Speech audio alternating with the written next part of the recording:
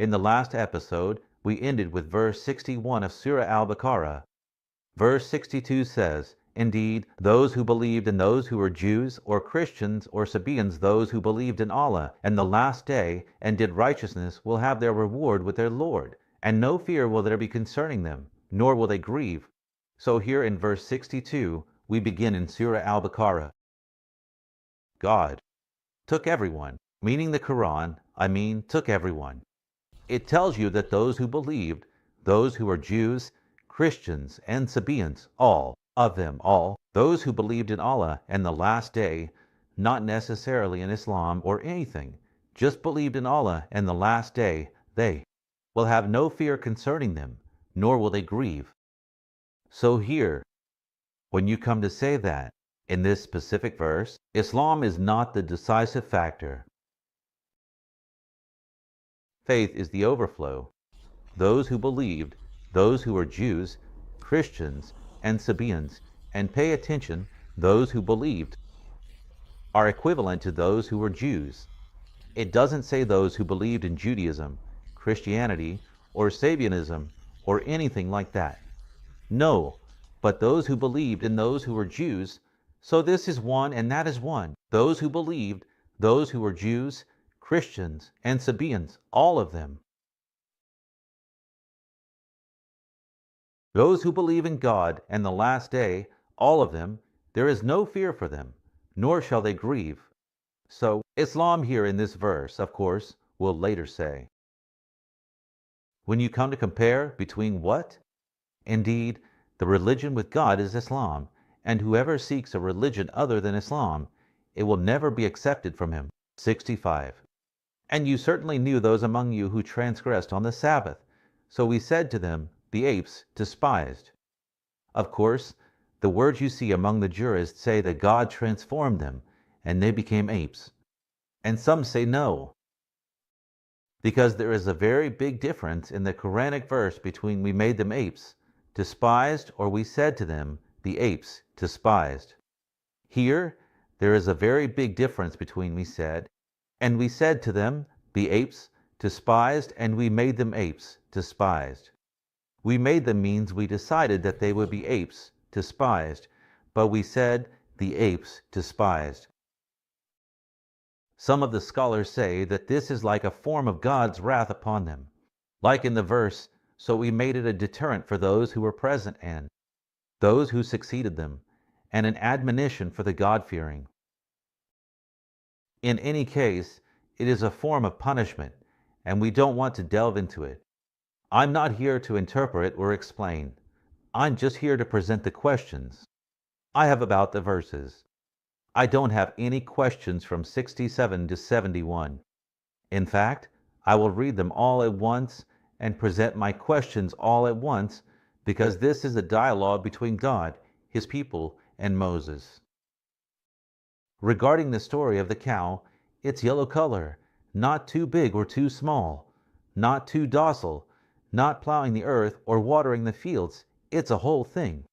But we'll mention them and start posing our questions. Verse 67, and when Moses said to his people, God commands you to slaughter a cow. They said, do you take us in jest? So when Moses said, indeed, God commands you, meaning there is a message from God. Indeed, God commands you to slaughter a cow. They said, do you take us in jest? He said, I seek refuge in God from being among ignorant.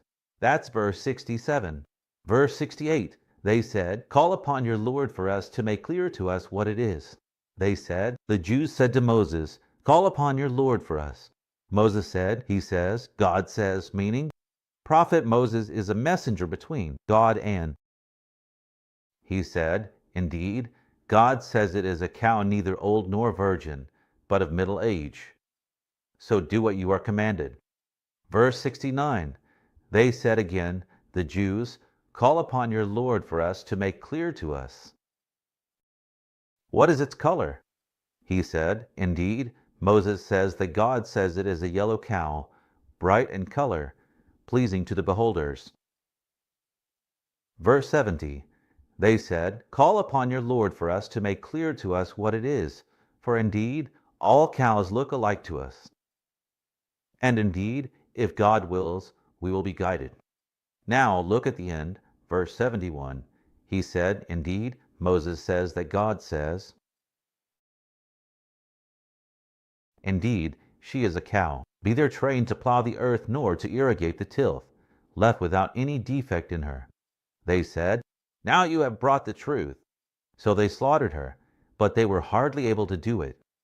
The truth is, I want to say here now, we have finished the presentation, but why can't I go back to talking about some things and asking questions about other things? And I haven't read it. I need to present it to you so that if you haven't been following or haven't read the Quran, you can hear it from me. That's the goal of the reading, and I think it didn't take more than a minute or two.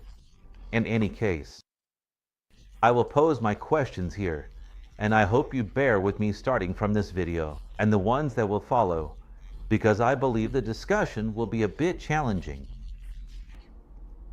And I didn't want to start with it because there was a previous discussion, and when your Lord said to the angels, I am placing a successor on earth, they said, will you place in it someone who will cause corruption and shed blood, while we glorify you with praise and sanctify you? He said, I know what you do not know. Here, what I want to say, and I hope there is an open mind in accepting. This is that God, among his eternal attributes, is power and knowledge. God is ancient, God is eternal. It means that God cannot say, nor can the dialogue we are hearing. From 67 to 61 to 71 from Surah Al-Baqarah be something that Moses says and then brings from God and responds to his people. Because everything mentioned in the Quran about God speaking, or God talking with Adam, with Moses, with Abraham, with the devils, or with the jinn, or with the angels, or with everyone, or with Adam, all of this did not happen in the Quran. All of it, in its entirety, is a message from God to bring the mental image closer to humans, or to bring the image closer to human minds, because if God said, it means that God entered the event, meaning he started a statement and ended it, started an action and ended it. He went to a place and moved to another. So God does not speak because, for example, the Quran tells you what, and we have given many examples of this. And I will give you many examples to show you that indeed the Quran, all the stories in the Quran are essentially stories to bring the meaning closer, to convey the message in a human form, to bring the image closer to human minds, so they can digest it, receive it, and accept it. There was a story that Adam, for instance, God commanded him not to eat from a certain tree, whether it was the tree of knowledge or the apple tree or something else. That's not the issue. God commanded him to eat from the tree, so Adam disobeyed his Lord, and Satan tempted him, leading him to disobey his Lord, and he descended to earth. This is the essence of the story, telling humans that they must obey their Lord. But the story itself didn't actually happen, and God wasn't a part of it because, as I tell you, when God speaks, you encounter two major problems. One, you negate the fundamental attribute of God, which is his eternity and timelessness. Of course, you involve him in events, meaning events in speech, events in place, and events in time. All these things are number one, meaning place, time, and action. You involve him in them, and thus you negate his timelessness and eternity. God does not partake in events, speech, or actions at all, neither in time, place, nor actions. The overall picture, the entire scenario of Adam, is meant to convey or simplify the concept for human minds so they can follow God, but it is not logical at all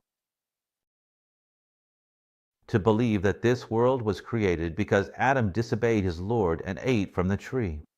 We actually dedicated a video to this topic before, which was titled something like, Satan Defeated God. That was its title. Anyway, that's the first issue. The second issue is that you are involving God in anthropomorphism because God, in order to speak, speaks to whom? He speaks to the angels at one time, to the devils at another, and to humans at another, like Moses, Adam, and Abraham. When Abraham said, "My Lord, show me how you give life to the dead," he said, "Do you not believe?" He said, "Yes, but to reassure my heart," he said, "take 4 birds and train them to come back to you." It's a complete dialogue, you see. You are thus involving God. The second problem in this narrative is that a sound must be produced for these beings, for the devils, the angels, the jinn, and the humans. How does God produce a sound? God did not produce a sound, nor is it permissible for him to produce a sound in the first place, regardless of the level of the conversation, whether with angels, devils, humans, or anyone else. It is not appropriate if God were to produce a sound. His sanctity would be nullified if he were to be a God in the first place. So all of this, I mean, honestly, when someone tells you something like this, and I have given examples before as well, so that the matter doesn't get confused for us. I have given examples before, and we said, "And the face of your Lord full of majesty and honor will remain." God does not have a face. The hand of God is above their hands. God does not have a hand. And when we said, for example, when we say God is the light of the heavens, the example of his light is like a niche in which there is a lamp. The lamp is in a glass. Is it reasonable that God's light would be like a niche, and the niche has a glass, and the glass is in the corner of the room? This is not correct. Brother, I'm not saying the Quran is incorrect. No, I'm telling you that this language is to bring the image closer to our limited human minds. That's why, and actually, the truth is, the conversation is on its way, and we will talk a lot. So when the Quran says, the believers are only those who believe in God and his messenger, there is nothing called believe in God and his messenger. This is also to bring the image closer to people's minds, the belief in God alone, because there is a very big difference between God and the prophet. The prophet is a creation, and his mission is to deliver the message. So we believed in the prophet, and what do we do now? Like in Surah Al-Hujurat 15, the believers are only those who have believed in God and his messenger, and in doubt not but strive with their wealth and their lives in the cause of God. It is those who are the truthful. Here, it's not saying that the Quran is incorrect. Of course, the Quran is from God, the Quran is sacred, and the Quran is everything as you want.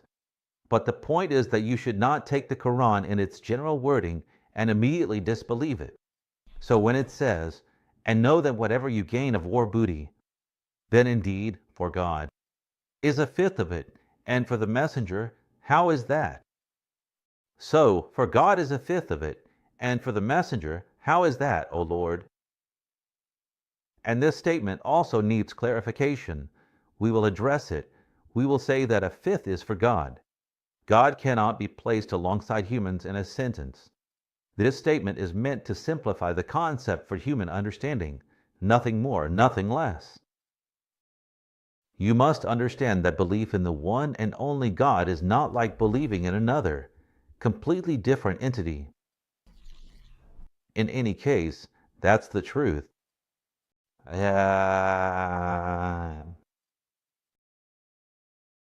I don't want to go on longer than this because, I'm sorry, the 15 minutes are up, and we will start from verse 72 of Surah Al-Baqarah next time.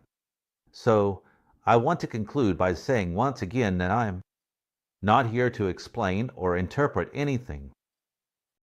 Consider me just a person tweeting, because I'm an ignorant person here to present my questions, in the hope that there might be someone among the people who has insight into what we're saying and my questions, so we can share perspectives with each other.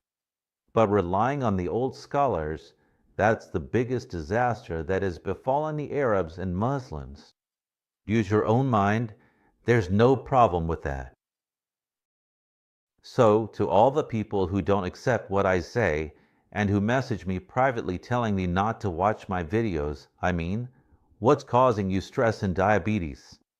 I'm telling you now, 99% of the Quran as it exists is not intended as it appears, nor is it intended in its wording. The Quran should be read in a completely different way. And as I told you, all the stories in it never actually happened. They are just examples for people to understand and accept, nothing more, nothing less. But God did not say anything. Thank you very much. I hope you interact with the channel and subscribe to it. To those who don't accept what I say and are upset, I apologize deeply. But this is my opinion, and I can't give it up. I will never stop unless I stop breathing. Thank you very much. Goodbye.